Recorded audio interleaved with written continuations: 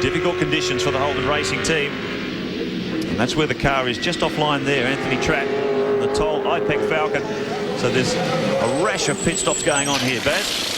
Yeah, it's, I was looking, I don't know where the smoke's coming from Ambrose's car. It maybe could be an oil leak, but there's no oil over the back of it. Sorry, Baz, Mark Scape's gone off. Oh dear, yes, I can see that. Oh, that's at Cold Corner as well. Oh, that was a good save to get back on. Oh, what's going on at HRT? And Lowndes is off too. Safety car is coming out onto the circuit. I wonder if oil's gone down there. That's two of the lead competitors have taken off into the scenery. Greg?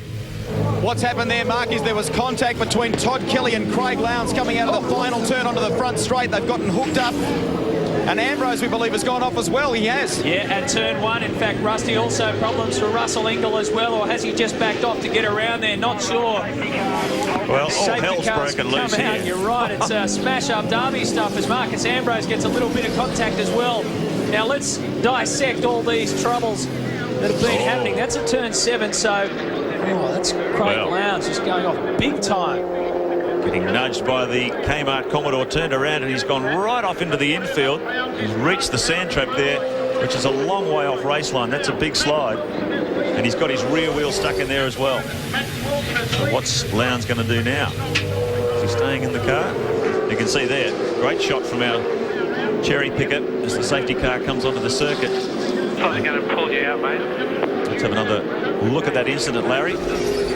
On the Nintendo replay. This is the Scape incident down at Cold Corner. Yeah, well, that one looks like Mark's only involves himself there. He must have cooked it for some reason. There still could have been oil there because Tratty's still there.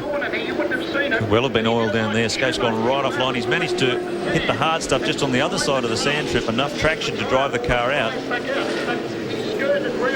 So the Nintendo replay shows you problems there. Mark was lucky to get away with that for sure. The radiator will be very full of sand. Whether that'll have problems from later on, only time will tell. Sand too galore for Marcus Ambrose, who just put the rear of the car onto the concrete wall there as he tries to dig his way out. It's not an easy way to get out of there, but he managed to do it in the Pertec Ford Falcon.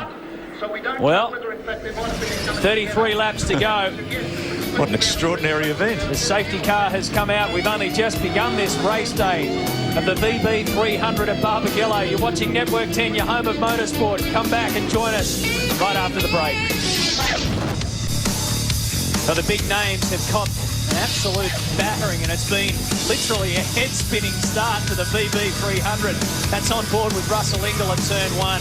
As all that carnage unfolded around him, you can see Marcus Ambrose, one of 3 guys to go off in the space of around 20 seconds. Scape and of course Lowndes were the others.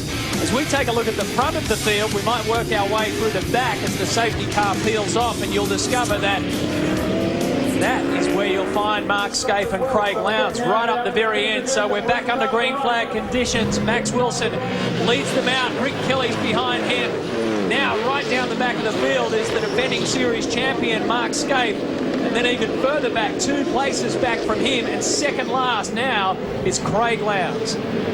Rick Kelly, the Holden young lion, the 19-year-old, is locked in there in second place. Max Wilson, the Brazilian, having his most competitive outing so far, certainly in terms of race speed.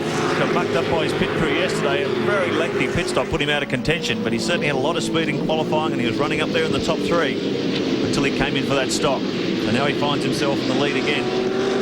The first 4 cars are yet to complete their compulsory pit stops. We've just got word through that Marcus Ambrose is also going to cop a drive-through penalty as well. Look at this. Rick Kelly attacks Max Wilson hard under brakes as they come up to Nova's turn. Sweeps through to take the lead. One of a few cars still to make its compulsory stop. Wilson, Kelly, Bargwanna, Baird still to stop. And Greg Murphy there in the Kmart Commodore. He's the first car to have made his compulsory stop, so he's looking very strong at the moment. And the drive-through for Marcus Ambrose is apparently because he cut Paul Radicic off in pit lane, so he should have pulled off there and completed that. It's about, what, 22 seconds from start to finish. Yep. When you're going 40 Ks through pit lane. So another of the big names is really copping a heavy blow at the start of this race. Lap 14 of 42. we talk so much about tyre preservation and they'd be the key, but at the moment, just surviving this carnage, it's Canberra-like. Stay out of trouble and you'll do yourself a big favour. Stephen Richards in and out. Go with the 5. Here comes Greg Murphy. Looking strong in car 51, the first car in the queue that's made its compulsory stop. Jason Bright and the Holden Racing Team Commodore back there. Here's the second car in the queue that's made its tyre change. So we've got a lot of racing to come. It's only 14 of 42. It's a long, hard grind around here. This track merciless on tyres. It's a strategy of tyre preservation as well as trying to move up. And look at this battle further back in the pack. Mark Scaife and Craig Lowndes fighting their way back from virtually last in the queue. This will be quite an interesting charge to watch. Lap times at the front, they're still hovering around the high 59, low 60-second bracket, as we saw toward the end of race 1 yesterday afternoon.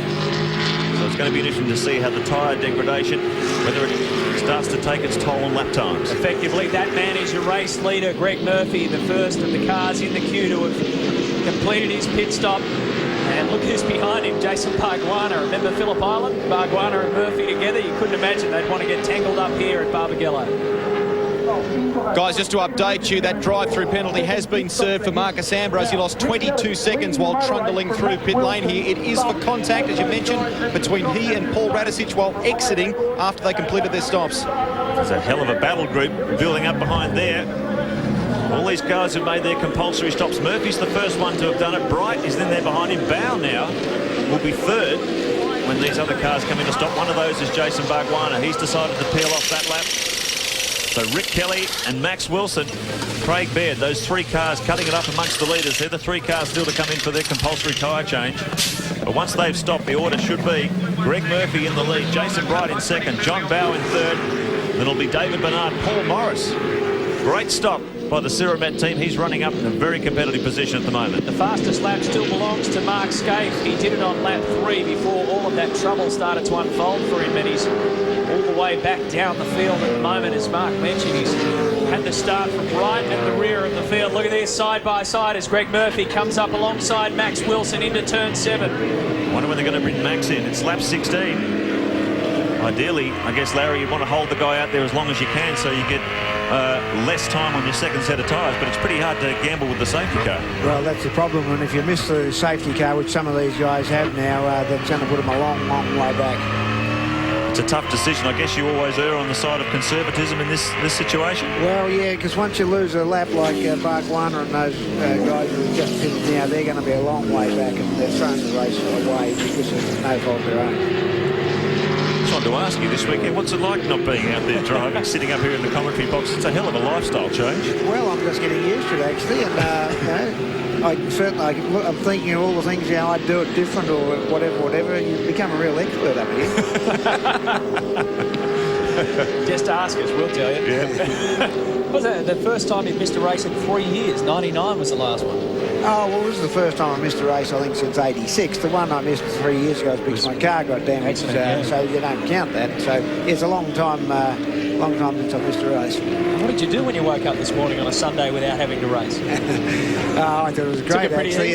No, I put all my faith in my two good drivers out there, and they're the boys that have got to do it. And unfortunately for Russell yesterday, he paid a great penalty for being one of the small handful of drivers that wants to race. And he put him a long way back, so I don't enjoy watching that. Don't think that we're going to let you go out of here, Larry, without giving you a bit of a grilling about next year, because all the Castrol Perkins fans at home want to know who's going to take the seats. Well, yeah, if they keep tuned for a few more weeks, they'll find out. Now, looking at this fight from the back, Mark Scaife is up to 19th position already after starting from 28th, but Craig Lowndes is stuck right back there in 31st place. Not what's sure the problem with the 00 Motorsport Falcon. I would have expected those two to move up pretty much together. Lowndes is right down the back of the pack, and he's staying there at the moment. It's the battle between Neil Crompton and Cameron McConville. A little bit further back in the order. Crompton's in 10th, McConville's in 11th, so it's just outside the top 10. And just about everyone's made their compulsory tyre change, except for our race leader, Rick Kelly. And we've just heard from race control that Todd Kelly in car 15, the Kmart Commodore, will serve a drive-through penalty as a result of turning Craig Lowndes around before that safety car. So there'll be another of the TWR Australia Commodores trundling down pit lane sooner than later. Rick Kelly is out there leading this race, but he's still to make his compulsory stop, the young lion. This is Mark Scaife's Commodore working its way through the field. Yeah, that's actually Murphy that we're on board with, because behind him was Jason Bright. Paul Wheel, some troubles for him in the K&J Thermal. He just has to spin it around. He had a great performance yesterday, moved up around 20 places. And Stephen Ellery goes off at turn 6 as well, cold corner. So the order: Kelly, Murphy, Bright, Bow, Bernard, Morris, Todd Kelly, who'll soon be peeling off to serve his drive-through. So we go on board with Mark Scaife. Got his head down. He's up to 17th place after going right to the back of the field as a result of 2 incidents. One a drive-through, and then a wild moment down a cold corner where he almost beats the car in the sand trap. He's making pretty strong progress with the field so far. Well, he has to do what Lowndes did yesterday. In front of him is Garth Tander, and then another 14 other cars. Lowndes just, like you said, Mark, got his head down and started taking aim at people and peeled them off one by one. That's exactly what the job is for Mark Scaife this time around. We get to see something different.